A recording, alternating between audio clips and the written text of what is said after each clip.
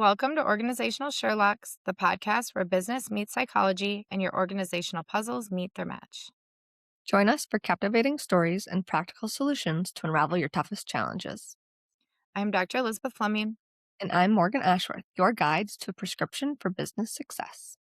Let's dive in. Well, hey, Morgan, how are you doing today? I am doing great. I'm very excited for this topic. I think it's something that comes up quite often and something that we might need to rephrase a little bit. I would absolutely agree. It's actually been something that's on my mind. I've been working with some clients recently, and this seems to be coming up quite regularly, just around communication. And frankly, what I know you and I have talked about is just kind of calling everything a communication issue, Mhm, when maybe there's more going on in the background. mhm, mhm. Yes, definitely. I feel like oftentimes we say, oh, there's just an issue with communication or sometimes an issue with comprehension on the backside, right? When really there's actually a larger component underneath communication that is making it so that communication itself is not the actual issue. It's more of a structural issue Yep. that we then blame it on communication.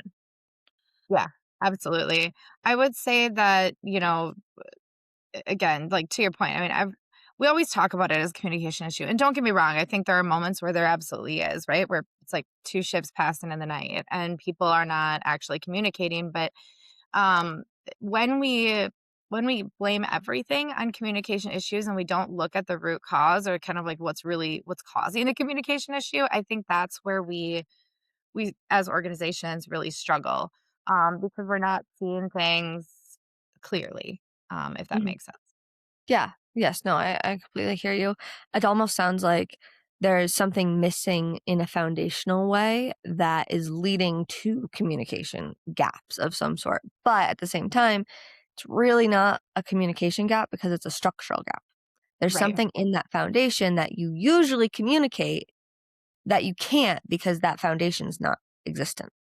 Absolutely. Yeah, no, I agree. I would say overall that most communication breakdowns are actually downstream effects of unclear roles, unclear goals, or even decisions that are being made. So Mhm. that Mhm. that's my thought process, is that those communication breakdowns are just kind of those downstream effects of things that we Yeah. don't typically look at. Yeah. Well, just in episode 3 of this season, we had talked about organizational memory and how the organizational memory lives in people, not processes.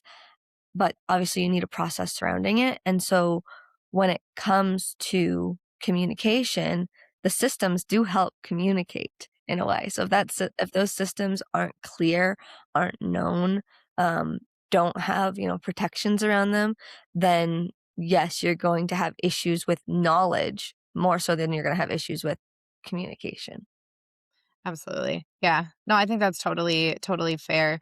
Okay, what do you think about for this episode if we kind of split it into three-ish categories, starting with Sure. like systems, kind Mhm. of larger systems, right? And kind of how that is anchored in various theories, systems theory, of course. Talk about kind of role clarity, Mhm. and also goal clarity. I know Yeah. role and goals sound alike, but like roles and then goals. Because I think Yes, that they're very that different. yeah, they are different, a G instead of an R. But I do think that those are important pieces that kind of, organizations are looking at. They're looking at their systems, they're looking at their goals, they're looking at who do they need to hire for, all of those things, right? And so I think if you're okay with that, I think it'd be interesting just to start our conversation off about systems and systems Yeah. theory. Yeah, certainly. Would you have any examples that we might be able to get into regarding systems and systems theory? I know that we like to usually use it in practical terms. Yeah. Yeah. Yeah, I do actually. I think one of the biggest if we'll just start there, let's jump in, I guess, right into the deep end. One thing that I see pretty not I wouldn't say pretty regularly, but I think it exists in my world. It has when I've worked in organizations and with some of my clients too, is that a lot of times there's kind of call it like bottlenecks in authority or like too many approval layers, right? And so Mm. system breaks down. It's like if you remember being a kid and playing the game of telephone, and it's like I tell you this and then you tell somebody else and then and by the time it gets to the end, it's not exactly the same, or at least Yes. the essence of the first request or the first um the yeah, like the first statement is somehow shifted. Mhm, I do see that happen, and to me, that is not a person problem, it's a system problem. mhm. And I think organizations need to ask themselves how many approvals are actually needed? Like, what is the risk associated with this decision or this action? And, can we empower people to make informed decisions via changing the system? Yeah. Yeah, no, I think that's a great example because oftentimes, those organizational hierarchies can cause delays to, you know, just innovation, process improvement, even just the way forward sometimes, you you're stagnant because of those hierarchical decision making models. And so it's really important that you do in fact bring decision making to the, I guess, lowest level it can be.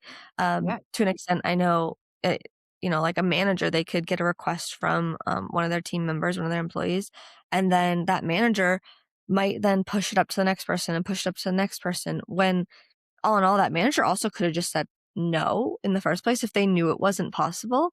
To me, if a manager has to push it up the trajectory, then to get approval, then the manager either is questioning whether it should be approved, or it's also possible that, like, to me, it's also that the manager would have requested it had they thought it would been a good idea or a good solution, whether that be of software or a product to have, in their hands. So, to me, it's almost like there needs to be more, yes, this clear decision-making hierarchies where there's maybe not a hierarchy around it. Yeah, absolutely. It makes me think of I know another thing you and I have talked a lot about, just about being able to say no, which I know is um, probably a future episode conversation, but it does make me think about that. I mean, I think sometimes I see people pushing it up the chain because they don't want to disappoint someone, right? Yeah. Or because they don't feel empowered by the system that's around them to make that decision independently. Mhm, And that's tough, right? And again, like that goes back to, is that I mean, if you just take that example, I guess, like, is that manager's um problem, right? Like, is it something that's I'm not gonna use the word wrong, but like, is it an issue with the manager and the manager's leadership style? And or is it a systems issue where the manager isn't given the opportunity to the say no, autonomy. Yeah, the you ability to do it, to say no or even yes, I guess. And then I think that actually kind of gets into role theory, where maybe there's an unclear role surrounding that manager and what they are able to do. So you do see that these theories interact with one another, and having a base knowledge of these theories can help you evolve your workplace because we just talked about systems theory, and immediately I was able to apply role theory to it. Oh my gosh, yeah. Well, I mean, it makes sense though, right? Because systems are made Mm, up of people and roles and, all like that's what makes up the system. So we really are kind of taking it high level. We're almost offering a hierarchy or kind of creating a hierarchy within the theories themselves, right? mhm, I really mhm, see systems theories being a much higher level kind of conceptualization guide of what's happening and then really breaking it down once you understand again those root causes and what's happening. And so again, like to your point, role theory really explores what we like to think about as role ambiguity, mhm, and that mhm, uncertainty or lack of clarity around what am I responsible for, what am I not responsible for. mhm. And I think a piece that is often missed, because those are very behaviorally anchored, what's often missed is, how will my success be judged? Yes. Yeah, so, you're actually getting exactly into, one thing I do is I build a star profile surrounding every role that we have. Every job description I do, I always build a 5-star profile surrounding it. And that 5-star profile is the major expectations of that role. So Mhm. it is what they are being judged on. And it takes all those a job description has so many different tasks, has objectives, has skill sets, but the 5-star profile almost summarizes it all. where you can see the higher level areas that they're managing or that they're responsible for, and might not be managing necessarily, but that they're responsible for. And those are the 5 specific criteria that they're going to be judged on. Those are their expectations of what they should be achieving. Um, Oftentimes, I push role development via expectation creation. Uh-huh. So it's the idea of what are the expectations first so that you can properly build that role from the ground up. Yeah. Okay, I have an example. Not I mean, yes, using kind of well, similar idea. Okay, so you use the STAR method, right, for Mhm, identifying those things, but what it brings to mind for me is a part of role theory, which is role conflict. When there's a conflict in roles, right? mhm, And there and okay, it's actually a personal example, so I'll just share that, but there were some time like, there was a time when I was new after graduating, right? And I was getting some feedback from my leader, right, about, you need to do better. You need to be perfect, essentially was the message that I was hearing, right? From a mhm, communication perspective, right? What that led though me as a new person in the field to do was to seek approval at every step, right? And like almost asking for too much, like not leaning into any level of autonomy, right?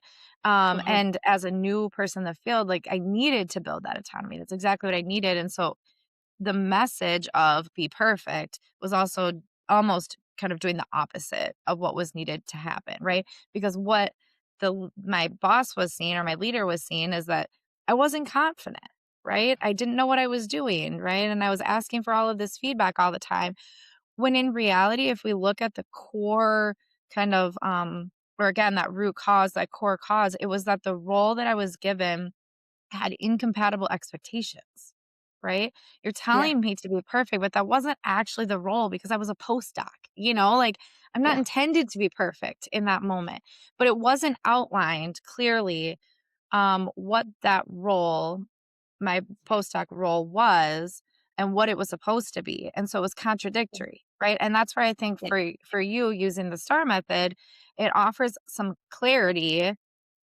so that if there is confusion about it, that you can have a conversation and you can get back to it and say, how can we decrease the amount of role conflict that exists for this particular role? mhm. No, I And think thanks that's for a letting me great go personal there. It always sticks with me because it was a huge turning point in my life. So, yeah. Yeah, and I think that's a great example. Yes, your role is your overall, you know, it's kind of your blueprint for your job, your role description, your job description, whatever they call it there. That uh-huh, is your blueprint, but sometimes you even add on to it a little bit. And this is one uh-huh, thing I did want to bring up is that sometimes roles do change from when you started and signed a job description to where you're at now, a year or 2 or 3 years later. It might right. have evolved a little bit, and those performance reviews, that's when you get those, expectations kind of re-pushed out there or adjusted as time goes on. And eventually, now look at this goal clarity coming in. So, goal clarity theory, same idea. The expectations of a role do shift, and oftentimes those shifts are happening within the goals that you have set in that role. Yeah. So, already getting into goal theory as well. You see, I'll always relate one Yeah. theory to the next. But all in all, systems theory, yes, that first and foremost is so important because that's the organization's foundation. Role theory is probably the next most important thing because that's the foundation of the individual jobs that the company has. And then finally, goal clarity theory is the expectations within that role as it evolves and as that person in the role evolves too. Yeah. When I think, yeah, and to extend that too, I mean, when I think of goal clarity, like for me, it's about understanding what success actually looks like. I think Mhm, sometimes we in organizations will say, well, we need to have goals, we need KPIs, we need, our BHAG goals, right? Big mhm, hairy blank goals, right? I think it's a bad word, but I won't say it on our podcast. Like what are those goals, right? And like that's great. It is, and I am not telling any leader, business owner, anyone not to have goals. it is important to have goals. And it is also just as important that the people responsible for those goals or involved in those goals have the same mental model of what the goal is, Mhm. right? Because I think sometimes that's where that goal clarity, it gets lost. Like our goal is to increase our profits by, you know, 120% this year. I'm just making something up, Mhm. right? Like that's a great goal, but what what is the mental model behind that, right? How are we breaking that into tasks? What does it look like? How are we going to do that? Like what is the strategy behind it? So, like yes, it is important to know what your goals are, and it is important that your people are aligned with the same idea of what the Mhm. goal is. Yeah, and one way that I will break down, I've used goal clarity theory to help me in this way is one way I break down the development of goals is that as a leader, I'm not just developing the goals for my people, I'm Right. involving my people in the goal development process. And so we're building a goal together, and that means we've had to talk about it a little bit more. And Uh-huh. there's conversations further surrounding how are you going to achieve this goal? Right? Right. I'm asking them not just what their personal goals are and then connecting them to the organizational goals or my goals for them, but I'm also asking, how are you going to achieve this goal? And Uh-huh. even to an extent, where can I support you? It's not my responsibility to for you to achieve that goal. It's your responsibility to achieve that goal. But how can I support you? I know in some instances, I had a new salesperson that was getting into business development, very great account management skills, through and through, no issues there. But the business development, we wanted to see that flourish within this person. And so when we built a goal surrounding it, um, I asked, how are you going to achieve that goal? Starts with referrals for her because she knows customers refer her. So we started with the referrals. And then from there, I'm like, well, how about non referral based? And then we talked about different sectors that she thought would be good to get into.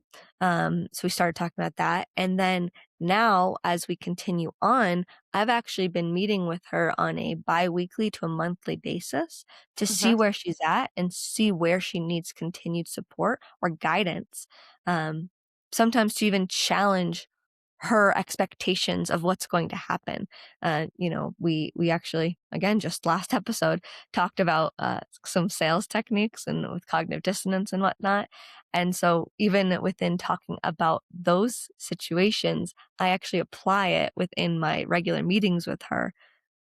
It's her goal, it's her responsibility to achieve this goal, but I'm still giving a level of support of what can marketing do? What can the company do to support you? Do you need, licenses for certain sales industries to get into, right? Because it's Yeah. a physical product that's being created. So usually logos are involved.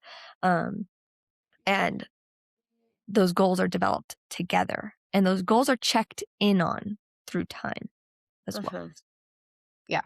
Absolutely. And one, I think, just from like a, because like, so I'm like hearing you share that example, and I'm thinking about all of the moments that communication happens, right? Hmm. And like how, like, I don't know. I'm just trying to think about it from like a theoretical perspective and like the how to of it, right? Like the application Hmm. of it.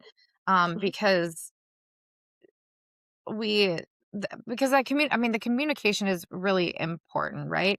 And I think as leaders or business owners, we can ask ourselves, when you are having those conversations, what is the real question that is most beneficial to ask? Like what matters to the people you are leading, right? And Hmm. whether it's something that's conscious or not, right? Like what Hmm. matters to them. And like I think maybe most of us would potentially agree, like, when you're thinking about a goal or when you're thinking about your boss, you know, giving you a review or whatever it is, you're usually thinking about, like, what are the consequences if I don't achieve this goal? Is that Hmm. fair? Yeah. Would you No, agree? I think that is a fair evaluation. I think maybe certain companies that won't be the mindset. Does depend on the Right. culture, I would argue. I But agree. yeah, if Yeah. they're developing a goal, what is the consequence if they don't achieve that goal? Or even they might be asking themselves, well, what if I get stuck? Do I have Yeah. support? Can I somehow get out of this goal, which probably is not going to be the case, but what can I do? Like, how else might I approach the goal? They might not have that understanding of how to approach that goal. Mhm. And so as a leader, it's your job to then, challenge their expectations, like I had noted. So yes, they are asking, what happens if I don't achieve this goal? And while that is good to communicate, I tend to focus on more of the positives of it Yes. of, okay, well, let's try to achieve this goal and what's your plan to do it? And then we check in on it. Something's not going right. Okay, why is it not working? And then we start Mhm. asking those questions. But yes, it is kind of a question based situation where you Yeah. want to ask the right questions to make sure there is clarity. Mhm. You're almost asking, I even would argue that as a leader, you're asking yourself, what am I what am I asking for from this person that's not Absolutely. being understood by them? Yeah. That clarity behind it. Um, that's a big reason why I develop goals with the person. Mhm. Um, but there's still that underarching, what am I asking for that might not be best understood? And that's again why I like to develop goals together, but also like to ask questions of, or have them kind of repeat back to me what those goals are, to really determine that there is alignment there. Mhm. Yeah, absolutely. Well, and I think that what you're talking about though too, by having making a more collaborative process is it's not looking at goals as being, I mean, to some extent they're aspirational, but it makes it more of an operational kind of goal, right? Where I am with you in this, I'm collaborating with you in it. We are developing this together, right? And we're clarifying what like what does this look like again, like what, if as an employee I'm thinking, well, what am I going to get in trouble for? Is it a missed deadline? What if I go over budget? Like what if I make a mistake? All of those things, right? Like if that's my mindset, I'm not having a conversation or communicating with my leader around those thoughts or those questions, right? Hmm. Or leaders not noticing that I'm worried about those things too, right? Hmm. Then you lack clarity. And I think that's really where leaders can have a really profound impact on actually making goals a reality. Um, Yes. because you can work as a leader to kind of reduce the friction of what is going on in your employee's mind, and what you see to be a reality. To your point about culture, you know what? Maybe the culture there, or maybe the culture you're building or developing is really about that we see mistakes as data. It's not failure, Hmm. right? If Yeah. that's what you're trying to say, then you have really vital job as a leader to be able to reframe that for an employee who maybe has come from organizations where it was failure, you Hmm. know? And that's where I think you get to clarify roles. You get to clarify goals, R and G. I don't know if it comes across. To me, it sounds very similar. But either way, but Similar you get sounding. yeah, like, you get to reframe that as a leader, right? Or as leaders or Hmm. business owners. Um, but I just wanna say that just in general, as people, if we don't name and work to clarify, if we don't explicitly name it, your people are gonna assume the safest option. They're not going to take risks because you haven't offered them the opportunity or the safety to do so. Hmm. And I think that's really important. Yeah, I think that is very important. And that's like the whole idea again when we get back to like systems theory of decision like making and if for approvals, if someone wants to take a risk but they can't, or they don't know, they're going to ask you every step of the way. For example, we could set a goal and say, okay, you need to do this, this, and this. Well, if they don't know that they have the opportunity to reach out to an entirely new industry and just manage it, or how to communicate or email the person, if they're asking for you to even review their emails on what they're going to do for their sales techniques, we're getting to a larger issue, right? That is there an aptitude issue with that person within their capabilities, or is it that maybe you're micromanaging a little bit too? That's also a question. I like to actually make managers ask themselves, where are you micromanaging? Because that's usually going to help you determine where there is not clarity within the system, within the Yeah. role, within the goal. What are you needing to get involved in? What type of questions are you answering over and over again? Those those patterns will help you determine where your lack of clarity is within systems, goals, and the roles. Um, there's so much involved in this topic. All in Yeah. all, communication is throughout each and every piece, but it's not the communication as much as it's the overall clarity of the foundation of those pieces of an organization. Yes, communication is involved every step of the way, and that is why people tend to say it's a communication issue. But Mhm. oftentimes it drives down to being a structural or a cultural issue. Yeah. Um, and one way I like to fight it is also after it's communicated, it's got to get written down in some way, shape, or form. Yeah. Write that goal down. Don't have there be a verbal goal out there that doesn't have any writing, because even then your mindset, your cognition surrounding that goal, both the manager and the but it could be the manager, HR, the person on the floor, even executive team members, all of their interpretation of that goal when verbal will be different versus if you write it down and you even say what success looks like versus what I guess it would be failure looks like, not necessarily failure, but where you might need to revisit the goal and rebuild it in a way. That's what I Absolutely. tend to say is it's not about failing, it's about revisiting and rebuilding at that point in time.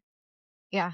No, I would completely agree, and, I would like to say, like, in all of this, this is so common. I can't tell you how many clients reach out because they say we have communication issues, and I think that's really part of the power of IO psychology is being able to look at it from a different angle, and Mhm, coming in, and especially as a consultant, coming in and being able to look at it kind of in an unbiased way.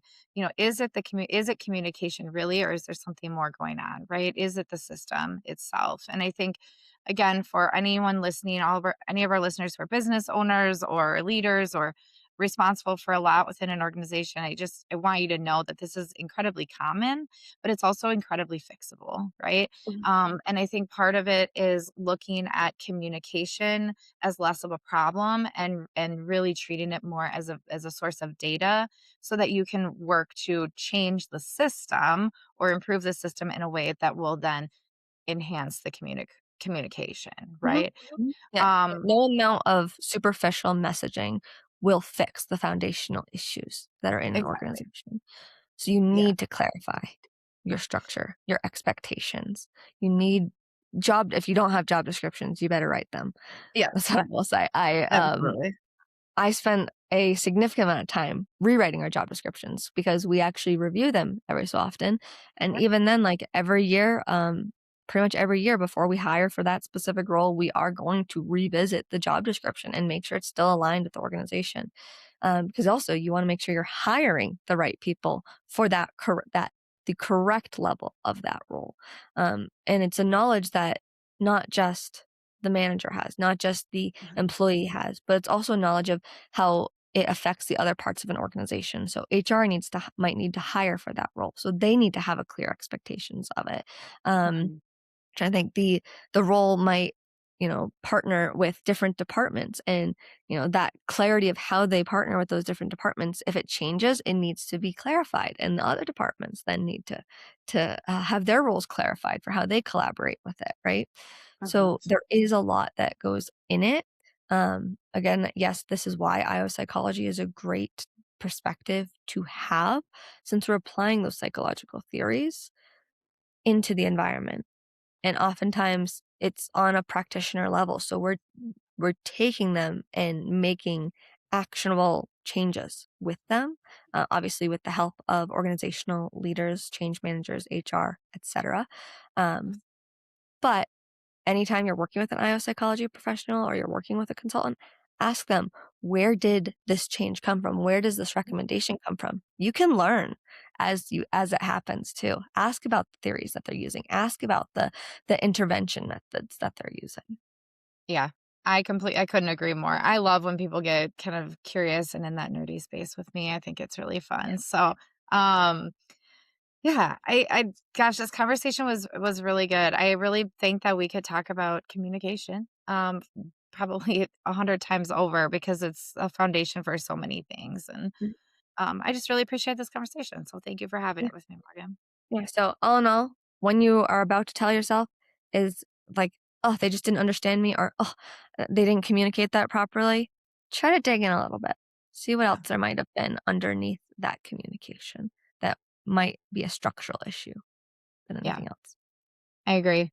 I would just leave it with, better communication starts with better design. And then pause there, just stop there because I think that design is really the most important. So That's a perfect way to put it. Better communication starts with better design. that's right. All right. Well, thank you. Well, listeners, this concludes another intriguing episode of Organizational Sherlocks. I'm Elizabeth Fleming. And I'm Morgan Ashworth, reminding you that the journey to success is an ongoing investigation. Stay curious, stay strategic, and keep utilizing insights to decode your business mysteries. Join us every Friday for your next Who Done It. This is Organizational Sherlocks closing today's case. We will see you next time.